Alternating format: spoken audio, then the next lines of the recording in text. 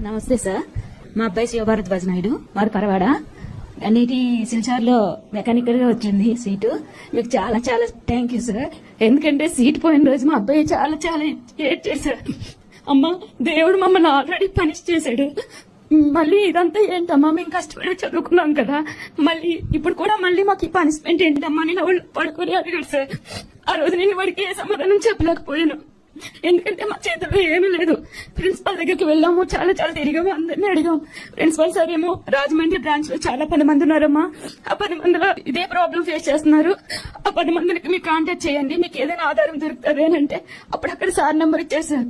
అక్కడ మాట్లాడితే ఆ సార్ అన్నారు, ఇలా సార్ దాకా వెళ్ళింది విషయం, సార్ ఆల్రెడీ దీని గురించి మాట్లాడుతున్నారు, 2 రోజుల్లో జీవో పాస్ చేస్తారంట, మీకు న్యాయమే జరుగుతుంది అని చెప్పారు సార్. నిజంగా మీకు పాదాభివందనాలు సార్.